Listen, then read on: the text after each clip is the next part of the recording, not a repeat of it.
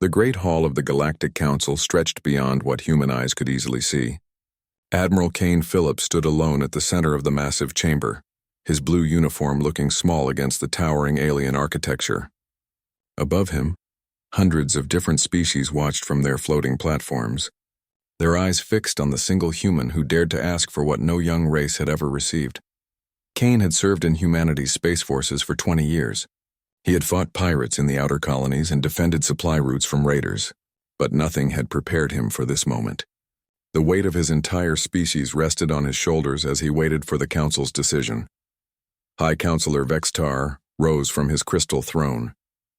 The Zephyrian leader stood 12 feet tall, his silver skin gleaming under the chamber's lights. Forearms moved in graceful patterns as he spoke, his voice echoing through translation devices that turned his words into sounds humans could understand. "The request of the human species has been considered," Vextar announced. His tone carried the cold authority of someone who had ruled star systems for centuries. "You seek full membership in this council. You desire recognition as equals among the great civilizations of the galaxy." Kane stood straighter. Every human colony world was watching this broadcast.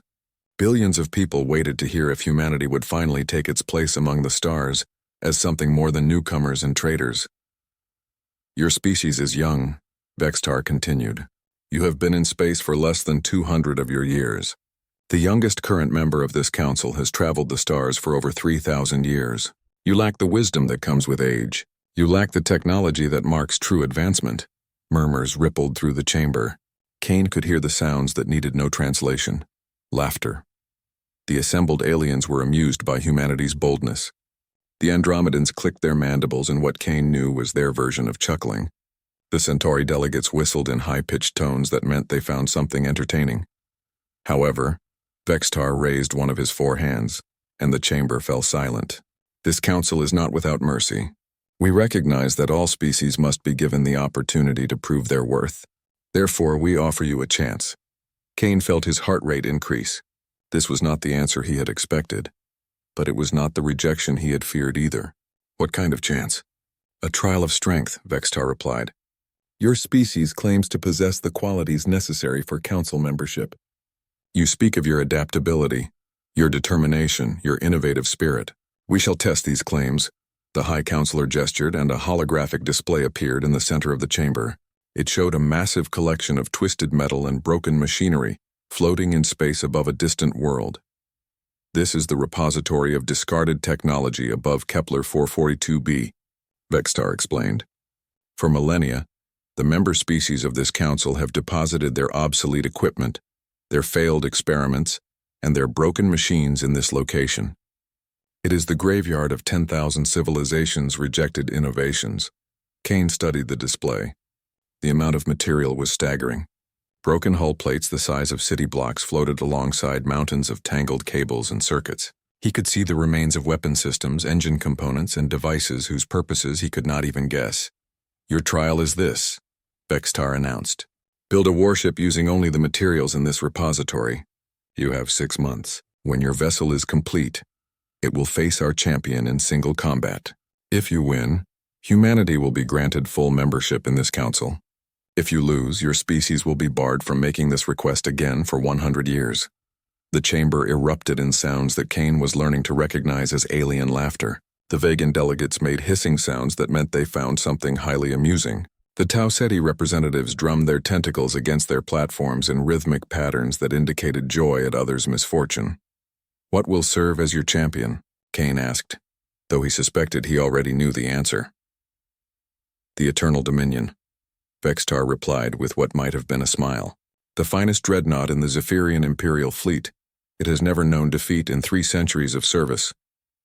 Kane knew of the Eternal Dominion by reputation. Every military officer in human space had studied reports of the massive vessel. It was over 1 kilometer long and armed with weapons that could crack planets. Its shields could deflect the combined firepower of an entire human battle group. It was, by every measure, the most powerful single warship in the galaxy. "The materials you will work with represent the failures and cast-offs of our greatest civilizations," Vextar continued.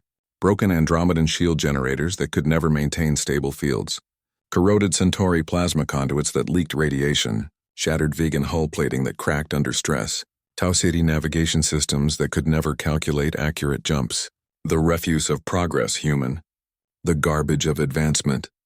More laughter echoed through the chamber. Kane could see alien delegates leaning forward in their seats, eager to witness humanity's humiliation. Some were already making gestures he recognized as bets being placed on how quickly the humans would fail. "Do you accept these terms?" Vextar asked. Kane thought of the colonies scattered across human space. He thought of the children being born in generation ships, still traveling to distant worlds. He thought of the scientists and engineers who had brought humanity from sailing ships to starships in mere centuries. "We accept," he said. The laughter grew louder. Several delegates were now making sounds that Kane's translation device rendered as applause, though he suspected it was more mockery than approval. "Excellent." Vexitar settled back onto his throne. "Transport ships will deliver your construction materials to the designated work area. You may bring whatever tools and personnel you require, but remember, you may use only the materials we provide. Any attempt to supplement them with your own technology will result in immediate disqualification." Kane nodded. "Understood. We look forward to your creative efforts," Vextar said. It has been some time since this council enjoyed such entertaining spectacle. As Kane was escorted from the chamber, he could hear the alien delegates already discussing what they expected to see. Most seemed to think the humans would never even complete a functional vessel. Others bet on how quickly their makeshift ship would be destroyed once combat began. Kane activated his communicator as soon as he was outside the chamber. "Admiral Phillips to Earth Command. Connect me with Captain Jake Morrison and Chief Engineer Lisa Carter. We have work to do." The construction zone above Kepler 442b looked like a metallic hurricane had been frozen in space. Captain Jake Morrison floated in his environmental suit, staring at the mountain of alien refuse that surrounded the human work platform. Twisted beams of unknown metals drifted past his helmet. Broken circuits the size of buildings tumbled slowly through the zero gravity. Everywhere he looked, he saw the discarded dreams of civilizations far older than his own. "This is what they think of us," Chief Engineer Lisa Carter said through the comm system. She was examining a massive chunk of what had once been an Andromedan shield generator. The crystalline matrix that should have glowed with protective energy was dark and cracked. "They gave us their garbage and expect us to build a miracle." Morrison pushed off from a twisted beam and drifted toward where his team was setting up their temporary headquarters. The work platform was a simple construction rig that humanity had transported to the site. Compared to the alien technology floating around them, it looked like something built by children with simple tools. "Maybe that's exactly what we'll give them," Morrison replied. He had fought in enough battles to know that victory rarely came from having the best equipment. It came from using what you had better than the enemy expected. Carter's team had been working for 3 weeks already. Danny Brooks, their metallurgist, had cataloged over 200 different types of alien hull materials. Most showed signs of catastrophic failure. Stress fractures, radiation damage, and metal fatigue marked nearly every piece they examined. The Zephyrians weren't lying when they called this garbage, Brooks reported. Half of these materials failed because they were pushed beyond their design limits. The other half failed because they were poorly manufactured to begin with. Amy Rodriguez looked up from the pile of Centauri plasma conduits she was examining. The systems specialist had been trying to understand why an entire shipment of what should have been advanced energy transfer systems had been thrown away. "These conduits aren't broken," she announced. "They're just badly designed." Morrison drifted over to where Rodriguez was working. The plasma conduits were massive tubes made from some kind of crystalline material. Each one was longer than a human shuttle and wide enough for a person to crawl through. Scorch marks along their inner surfaces told the story of their failure. "Look at this." Rodriguez pointed to the internal structure of one conduit. The Centauri built these to carry massive amounts of energy, but they used a single-layer containment system. When the plasma flow exceeded certain levels, the containment failed and the whole system fried itself. "Can we fix them?" Carter asked. "Better than that." Rodriguez smiled. "We can rebuild them properly. If we add a secondary containment layer using some of these vegan hull materials, these conduits could handle twice the energy they were designed for." Morrison felt the first spark of hope he had experienced since arriving at the construction site. "What else have we found?" Carter activated her tablet and brought up the inventory they had compiled. The Andromedan shield generators failed because their control systems couldn't handle rapid frequency changes. But if we bypass their control systems and run them through our own computers, we can make them adapt in real time. The Tau Ceti navigation systems were thrown away because they couldn't calculate hyperspace jumps accurately, Brooks added. But they're incredibly good at real-time position tracking. We could use them for targeting systems instead. Morrison began to see the pattern. The alien civilizations had discarded these technologies because they didn't work the way they were supposed to. But humans had always been good at making things work in ways they were never intended to. "Show me everything," Morrison said. For the next several hours, Carter's team walked Morrison through their findings. The mountain of alien scrap began to look different through their eyes. Where the original builders had seen failure, the humans saw potential. The broken vegan hull plating had cracked under stress because it was too rigid. But if they layered it with more flexible human materials, it could provide protection while maintaining structural integrity. The failed Andromedan power cores had overloaded because they generated too much energy for their systems to handle. But humans had always been good at finding ways to use excess energy. "The biggest problem we're facing," Carter explained, "is that all of these systems come from different civilizations. They were never designed to work together. The Andromedans use crystalline technology. The Centauri prefer plasma-based systems. The Vegans build everything from bioorganic materials. Getting them to interface with each other should be impossible." "Should be," Morrison repeated. "But you've got an idea." Carter nodded. "Human technology might be primitive by galactic standards, but it has one advantage. We build everything to be adaptable. Our computers can interface with almost any system if you give us enough time to write the right software. Our power systems can be modified to work with different energy types. We might be able to use our technology as a bridge between all these incompatible alien systems." Morrison felt his excitement growing, like a universal translator but for technology. "Exactly," Carter replied. "We take the best parts of each alien system and connect them through human interfaces. The result would be something no single civilization could build on their own."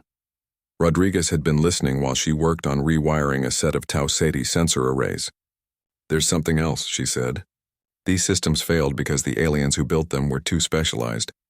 The Andromedans are masters of energy manipulation, but they don't understand materials science.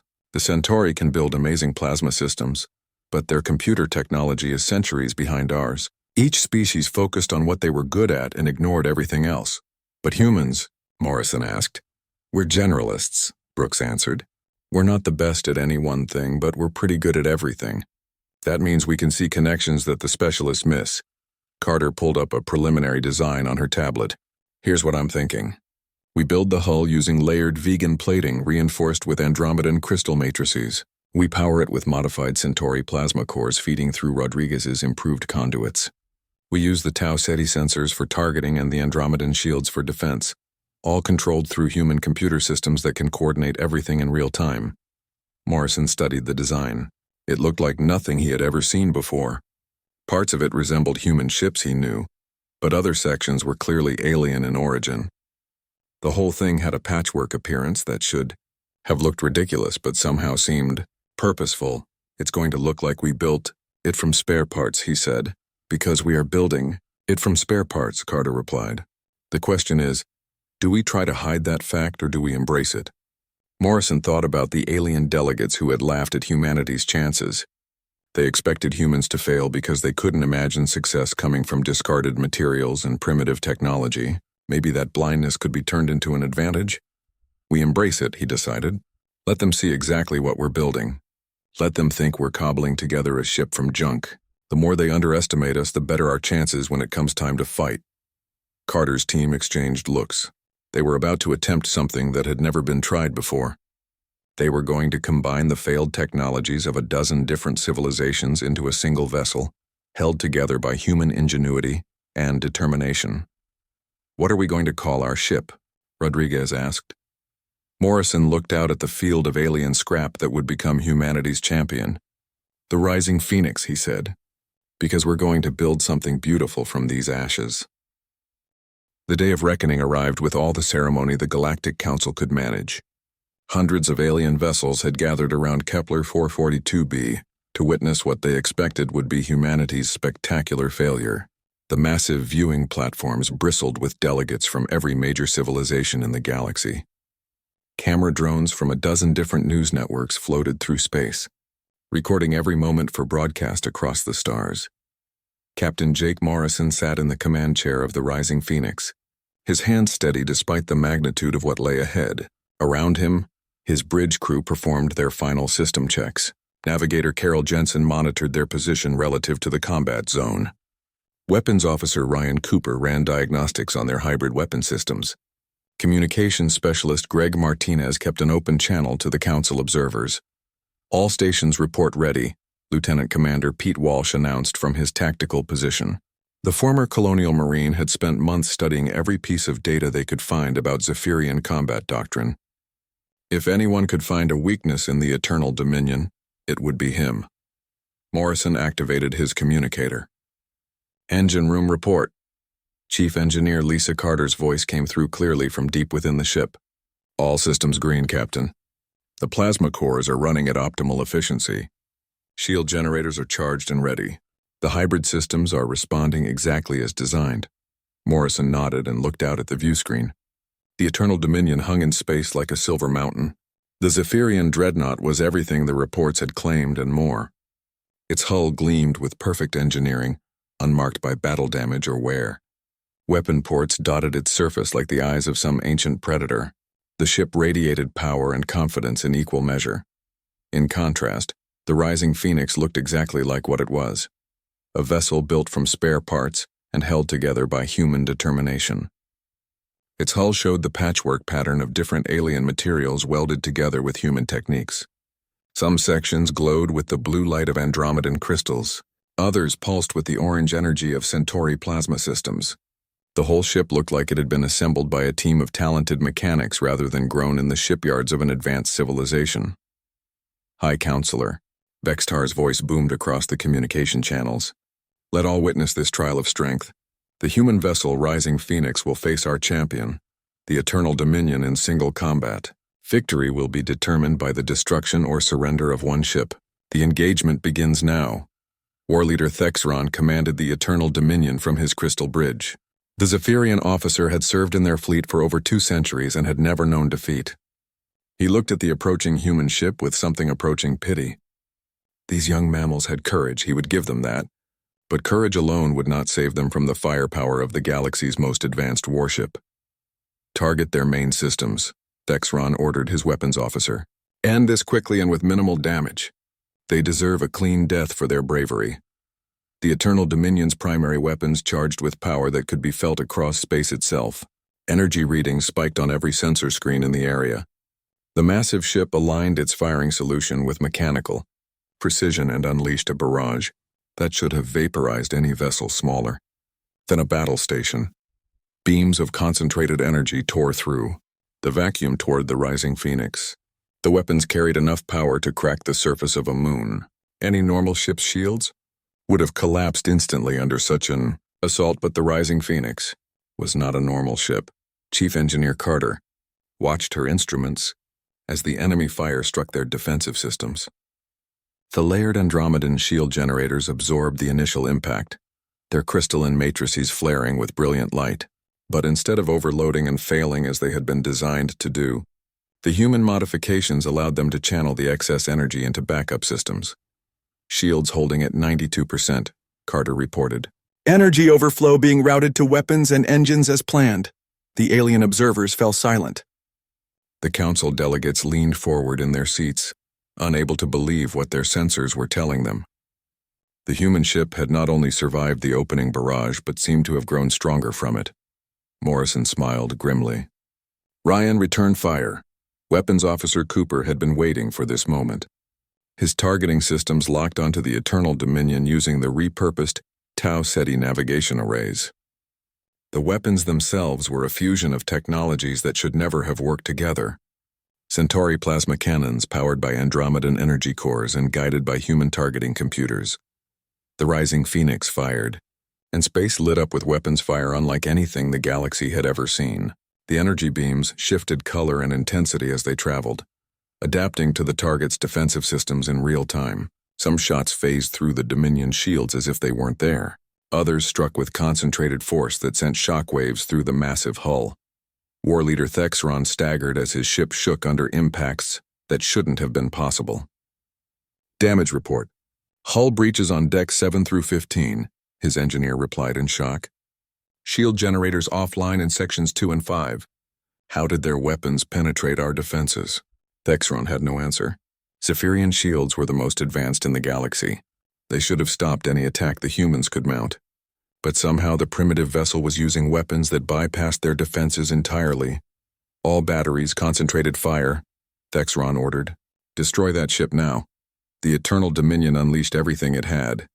Dozens of weapon systems fired simultaneously, filling space with enough destructive energy to sterilize a planet. The massive dreadnought committed its full power to ending the engagement, before the humans could inflict more damage. But Lieutenant Commander Walsh had been studying Zephyrian tactics for months. He knew they would resort to overwhelming firepower when their initial attack failed. Hard to port, he called out. Execute evasive pattern Delta. Navigator Jensen's hands flew over her controls. The rising Phoenix twisted through space in patterns that seemed to defy physics. The ship's hybrid engines, powered by the same energy overflow from their shields, provided maneuverability that no vessel of its size should have possessed. Most of the Dominion's barrage missed entirely. The few shots that connected were absorbed by shield systems that had been designed to fail, but now refused to break under human modifications. Morrison watched the tactical display with growing confidence. Their ship was smaller, built from scrap, and crewed by a species the galaxy considered primitive. But it was working exactly as Carter had promised. Every system supported every other system in ways the original alien designers had never imagined. Greg, open a channel to the Dominion, Morrison ordered. Communications Specialist Martinez nodded. Channel open, Captain. War Leader Thexron, Morrison said calmly. You have fought with honor, but your ship is outmatched. Surrender now and your crew will be treated with respect. The Zephyrian leader's response came as another massive barrage of weapons fire. But this time Walsh was ready. Amy now, he called out. Rodriguez had been waiting at her station, her hands poised over the controls for their most ambitious modification. The repurposed Tau Ceti sensor system suddenly shifted from passive scanning to active jamming. Electronic warfare signals flooded space around the Eternal Dominion, confusing its targeting systems and disrupting its fire control. The Dominion's weapons fired wildly, missing their target by thousands of kilometers. At the same time, Cooper launched their own attack. Using the enemy's confusion to target critical systems with surgical precision, the rising Phoenix danced through space like a ship half its size while striking with the power of something twice as large. Every shot found its mark. Every maneuver brought them into better position for the next attack. High Counselor Vextar watched in growing amazement as the human ship systematically dismantled the pride of the Zephyrian fleet. This was not how the trial was supposed to proceed. The humans should have been destroyed in the first exchange of fire. Instead, they were winning. The rising Phoenix pressed its attack with methodical precision. Each shot from their hybrid weapons found weak points in the Eternal Dominion's defenses that shouldn't have existed. Captain Morrison watched the tactical display as his crew dismantled the pride of the Zephyrian fleet piece by piece. The massive dreadnought was bleeding atmosphere from dozens of hull breaches, its elegant silver surface now scarred with burn marks and twisted metal. War Leader Thexron stood on his damaged bridge, watching his instruments report system failures throughout his ship. The humans were doing something impossible. Their primitive vessel should have been destroyed in the first exchange of fire, yet somehow they were winning. His weapons couldn't lock onto their ship properly. His shields couldn't stop their attacks. Everything he had been taught about space combat was proving useless against these newcomers. Sir, we're losing primary power to the forward weapon arrays, his engineer reported. Hull integrity is down to 60%. Recommend we withdraw and regroup. Thexron's forearms clenched into fists.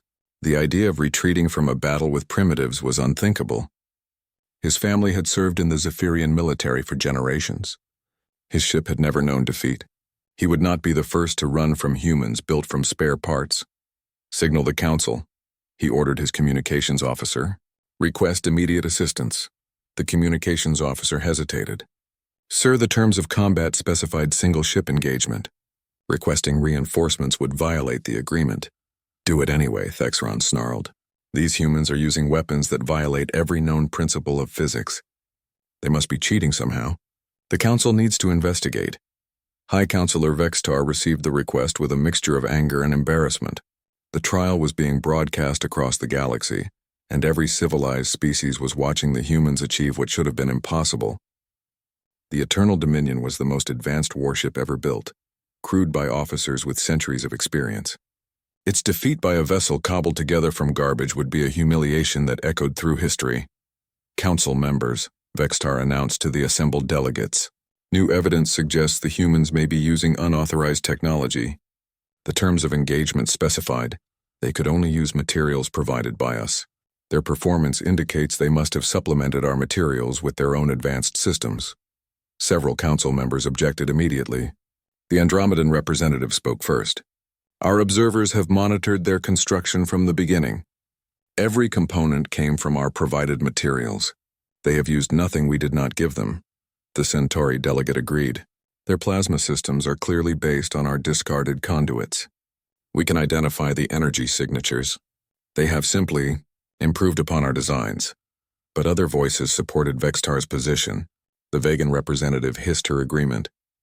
No species should be able to achieve such results with failed technology. They must be hiding something. The terms were clear, Vextar declared. If they are using unauthorized materials, the engagement is void. Send 3 additional ships to assist the Eternal Dominion. We will determine the truth through superior force. Admiral Kane Phillips watched from the human observation platform as 3 Zephyrian cruisers broke formation and accelerated toward the combat zone. Each ship was half the size of the Eternal Dominion, but still massive by human standards. Together with the damaged dreadnought, they represented enough firepower to destroy a small fleet. This is a violation of the agreed terms, Phillips protested to the Council. Single combat was specified clearly. The terms become void if cheating is detected, Vextar replied coldly. Your ship will face all 4 vessels or be declared in forfeit. Phillips activated his emergency communicator. Jake, you've got 3 more ships incoming. The Council claims you're cheating and they're changing the rules. Captain Morrison received the message as he watched the approaching Zephyrian reinforcements on his tactical display. The 3 cruisers were moving into attack formation alongside the damaged Eternal Dominion. His single ship would now face odds that no reasonable military commander would accept. Understood, Morrison replied calmly. Tell them we accept the new terms. The bridge crew exchanged glances. Lieutenant Commander Walsh looked up from his tactical station. Captain, our ship performed well against one opponent, but 4 vessels will have overlapping fields of fire. We won't be able to use evasive maneuvers as effectively. Chief Engineer Carter's voice came through the communication system from the engine room. Jake, I can push our systems beyond their design parameters, but I don't know how long they'll hold under that kind of stress. Morrison stood and addressed his crew. Everyone listen up. The aliens think we got lucky against 1 ship. They believe that 4 ships will prove their superiority once and for all. They're about to learn that humans don't give up when the odds get worse. We get creative. Weapons Officer Ryan Cooper looked up from his targeting console. What are your orders, Captain? Morrison smiled. We're going to show them what happens when you corner a species that survived by refusing to quit. Amy, can you expand your jamming to cover all 4 ships? Amy Rodriguez ran calculations on her modified Tau Ceti systems. I can blanket the area with interference, but it will drain a lot of power from other systems. Do it. Carol, I want you to plot a course that takes us through their formation. Put us between them so they have to worry about hitting each other with crossfire. Navigator Carol Jensen's hands moved over her controls. Course plotted, Captain. It's going to be a rough ride. Ryan, I want continuous fire on all targets. Don't give them time to coordinate their attacks. Pete, coordinate our movements with weapons fire. Make every shot count. The Zephyrian cruisers reached attack range and opened fire simultaneously. Space filled with enough destructive energy to level a continent. The 4 alien ships had positioned themselves to create a killing field that no vessel could survive. But the rising Phoenix didn't try to survive the attack. Instead, it charged straight into the center of the enemy formation. Rodriguez activated her jamming systems at full power. Electronic interference flooded space around all four Zephyrian vessels, disrupting their targeting systems and communication networks. The alien ships suddenly found themselves firing blind into a chaotic mess of sensor ghosts and false readings. Jensen threw the Rising Phoenix into a spinning dive that carried them. Between the cruisers and the Eternal Dominion, the human ship twisted through space in patterns that seemed random, but were carefully calculated to exploit gaps in the enemy formation. Cooper fired everything they had. The hybrid weapon systems cycled through different energy frequencies and attack patterns faster than the Zephyrian computers could adapt. Each shot was designed to exploit a different weakness in alien defensive systems. The four enemy ships tried to adjust their positions to maintain effective fire, but they were now shooting toward each other as much as toward the human vessel. Two of the cruisers were forced to cease fire to avoid hitting their own allies. Carter pushed the plasma cores to emergency power levels. Energy flowed through the ship's systems like liquid fire, feeding the shields, weapons, and engines with more power than they were designed to handle. Warning alarms sounded throughout the ship as components operated far beyond safe parameters. Morrison watched his crew work with the precision of a team that had trained together for years. Every person performed their job perfectly, while adapting to circumstances that changed from second to second. This was how humans fought best, not with overwhelming technology, but with teamwork, creativity, and the refusal to accept defeat. The Rising Phoenix struck the first cruiser with a concentrated barrage that overwhelmed its shields and crippled its engines. The second cruiser tried to target the human ship, but struck the Eternal Dominion instead when Rodriguez's jamming caused its weapons to misfire. One by one, the Zephyrian vessels fell. The aliens had superior technology and overwhelming numbers, but they could not match human adaptability and determination. Each enemy ship was defeated not through brute force but through clever tactics and innovative use of their hybrid systems. When the last cruiser finally went dark, space fell silent except for the hum of the Rising Phoenix's engines. Four of the galaxy's most advanced warships floated dead in space, defeated by a vessel built from their own discarded materials. The Great Hall of the Galactic Council had never been so quiet. Hundreds of alien delegates sat in stunned silence as the final reports came in from the battlefield above. Kepler 442b, the Eternal Dominion, and three of the finest cruisers in the Zephyrian fleet floated dead in space, their crews rescued by human shuttlecraft. In an act of mercy that shocked the assembled observers even more than the military victory itself, High Counselor Vextar stared at the tactical displays with an expression that needed no translation. The most advanced warships in the galaxy had been defeated by a vessel built entirely from materials his own council had discarded as worthless. Everything the galactic civilizations believed about technological superiority and military doctrine had been proven wrong in a single engagement. Captain Jake Morrison stood once again at the center of the massive chamber, but this time he was not alone. Chief Engineer Lisa Carter stood beside him, along with the key members of his crew who had made the impossible victory possible.